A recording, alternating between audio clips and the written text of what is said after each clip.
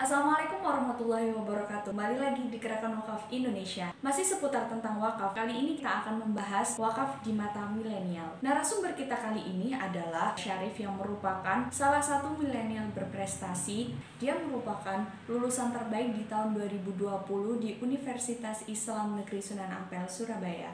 Nah, selain itu, Syarif juga merupakan sahabat wakaf di Gerakan Wakaf Indonesia. Langsung saja kita akan bergabung bersama Syarif. Let's talk about wakaf.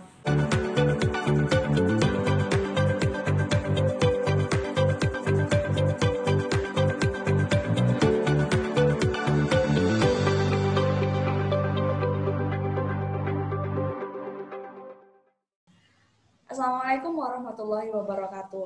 Waalaikumsalam warahmatullahi wabarakatuh.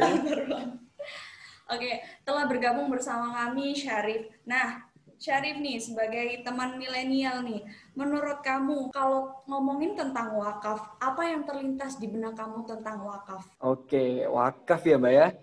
Oke, baik, bismillahirrahmanirrahim. Kalau menurut Syarif, wakaf adalah sebuah bentuk kebajikan dalam Islam di mana pahalanya itu terus mengalir, Mbak. Di mana mengalir di sini tuh abadi bagi yang memberikan dan bermanfaat selamanya bagi masyarakat yang mendapatkan. Mengapa saya bilang abadi? Karena harta atau dana wakaf ini sendiri itu tidak berkurang.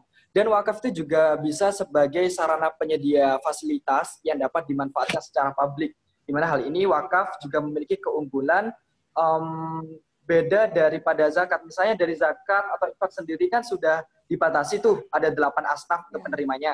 Tetapi untuk wakaf sendiri ini bisa lebih publik penerimanya. Dan di Indonesia sendiri itu Mbak, saat ini tuh sangat digencarkan terkait dengan wakaf, terutama wakaf uang atau cash wakaf yang kita tahu di MUI juga sudah ada fatwanya dan hukumnya juga sudah jelas diperbolehkan. Bahkan ada tokoh itu yang bilang bahwasanya wakaf uang itu mempunyai potensi yang sangat besar apabila memang dikelola dengan baik dan dikembangkan dengan sangat baik. Misalnya seperti ini.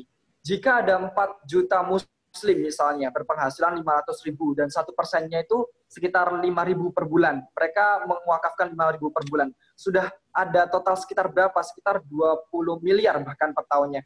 Lalu bagaimana ketika ada seseorang yang penghasilannya 5-10 juta? Nah, mewakafkannya 1%-nya 100.000 per bulan dah contohnya. Jadi sudah banyak sekali wakaf yang terkumpul misalnya sampai 100 miliar bahkan 1,5 triliun per tahunnya. Nah, di sini bisa dibayangkan bahkan betapa besarnya potensi wakaf dan jika itu digali dan dikembangkan secara serius. Itu sih yang saya ketahui tentang wakaf. Gitu. Baik, ngomongin lagi tentang wakaf.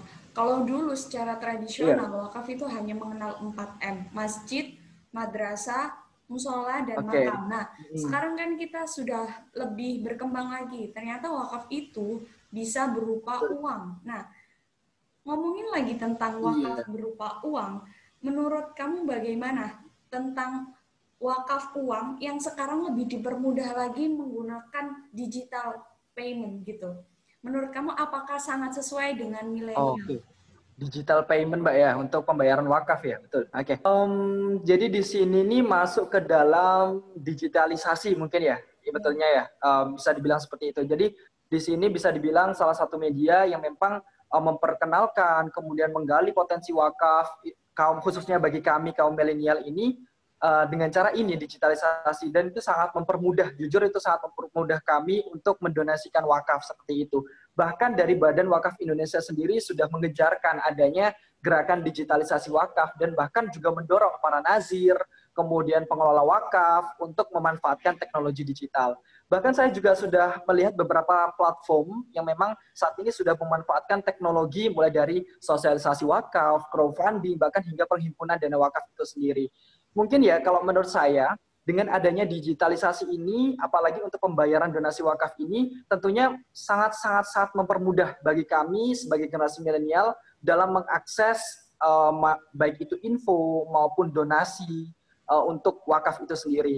Kalau memang dulu misalnya ya wakaf menyasar donatur premium yang memang sekali wakaf mereka langsung wakaf jumlah besar.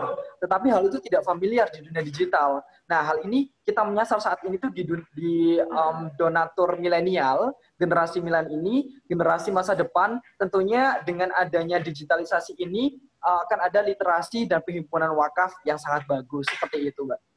Oke, luar biasa ya. Seperti yang Syarif bilang sebelumnya, kalau Ya, dulu itu lebih ke wakaf itu dengan jumlah yang banyak begitu ya. Dan stigma di masyarakat bahwa wakaf itu biasanya ditunaikan atau dilakukan oleh orang-orang yang kaya, yang sudah tua. Nah, padahal stigma itu tidak sepenuhnya benar kan, bahwa kita para iya milenial betul pun sekali. juga bisa kan seperti itu. Jadi menurut Syarif, para milenial pun sangat penting ya untuk memulai wakaf mulai dari sekarang begitu ya Syarif ya. Oke, Ya, pertanyaan sangat-sangat penting, Mbak, kalau menurut saya. Sangat penting, apalagi generasi milenial sekarang udah melek untuk wakaf. Apalagi banyak sekali, bukan banyak sekali, dari Badan Wakaf Indonesia sendiri tuh ada wakaf Gustu Kampus ya, Mbak ya. Di situ mengajarkan kepada generasi milenial agar lebih melek lagi terkait dengan wakaf dan bisa mensosialisasikan wakaf ke masyarakat sekitar. Di sini saya menggarisbawahi bahwasanya wakaf sangat penting bagi generasi milenial. Kenapa? Karena nantinya pada 10 sampai 15 tahun ke depan, mereka ini akan menjadi tokoh-tokoh yang diharapkan bisa memberikan pemahaman terhadap pemahaman wakaf terhadap masyarakat, kemudian bisa juga untuk berkontribusi dalam memajukan wakaf secara produktif, baik itu sebagai yang berwakaf atau donatur ataupun juga sebagai pengelola wakaf. Bahkan saya juga pernah mendengar tokoh bilang bahwasanya wakaf bukan kayak kampus-kampus yang sekarang terkenal di dunia ya, misalnya kayak Harvard University, kemudian Stanford University, itu mereka dibangun dengan dana wakaf, tapi di sana itu mereka disebut dengan yang namanya kalau nggak salah endowment kayak gitu. Jadi Harvard University, Stanford University sekarang sudah menjadi perguruan tinggi yang memang sudah dikenal di dunia. Jadi kita bayangkan bahwasanya generasi milenial yang sekarang sudah melek wakaf, bisa memajukan turut serta dalam memajukan wakaf, kemudian menjadikan wakaf sebagai gaya hidup. Ya mungkin bisa jadi kita bisa membayangkan 10 hingga 15 tahun ke depan bakal ada sekolah-sekolah atau masjid yang mungkin mempunyai inovasi yang sangat luar biasa sebagai salah satu contoh dari pembangunan yang dilandasi dengan wakaf. Kayak gitu sih, Mbak. Wah, luar biasa Syarif. Oke, pertanyaan terakhir nih. Ternyata Syarif ini Ya. adalah salah satu mahasiswa dengan prestasi. Syarif juga tercatat sebagai mahasiswa lulusan terbaik di tahun ini di UINSA. Benar begitu ya Syarif? Oh, Nah, ternyata Syarif ya, ini alhamdulillah. juga sebelumnya pernah magang di Gerakan Wakaf Indonesia. Mungkin Syarif bisa ceritakan pesan kesannya begitu magang di Gerakan Wakaf Indonesia. Mungkin sedikit melenceng dari pertanyaan sebelumnya yang ngomongin tentang wakaf, tapi kan ini masih Oke. seputar Gerakan Wakaf Indonesia. Silakan Syarif. Ya, kesan pesannya magang di Gerakan Wakaf Indonesia sangat luar biasa, Mbak.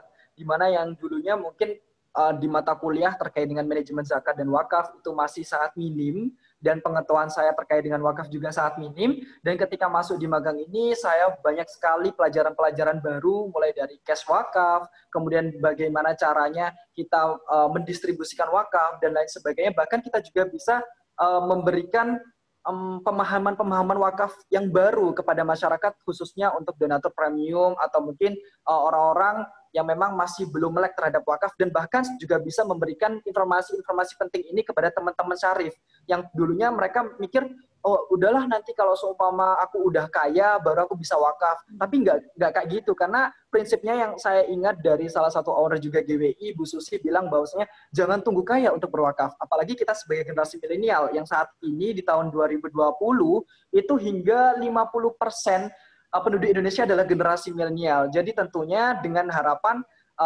teman-teman yang magang di GWI itu bisa memberikan kontribusi yang luar biasa, baik itu bisa berwakaf atau mungkin bisa menjadi pengelola GWI nantinya, atau bisa menjadi ya kepanjangan tangan sebagai duta wakaf misalnya kayak gitu. Jadi um, dengan begitu bisa menggait teman-teman untuk berwakaf, dan tentunya ini akan menjadi potensi yang cukup besar sebagai penggerak ekonomi di Indonesia. Maka dari itu yang saya harapkan dari teman-teman generasi milenial saat ini, jadilah generasi yang cerdas dengan ya mungkin merubah gaya hidup kita menjadi yang lebih produktif dan bisa bermanfaat untuk masa depan. Dan ya tentunya bisa jadi menjadi pencetak sejarah baru untuk dunia perwakafan di Indonesia tentunya. Amin, amin. Luar Kayak gitu, biasa. Mbak. Luar biasa dari Syarif. Oke. Oke, terima Iya. kasih atas waktunya Syarif sore hari ini. Oke, Luar biasa. sama-sama, Mbak. Jawaban-jawabannya sangat menginspirasi dan sangat luar biasa untuk teman-teman milenial. Amin, amin, amin, amin, amin. Oke, tetap Iya. sambung silaturahim bersama Gerakan Wakaf. Terima kasih atas waktunya.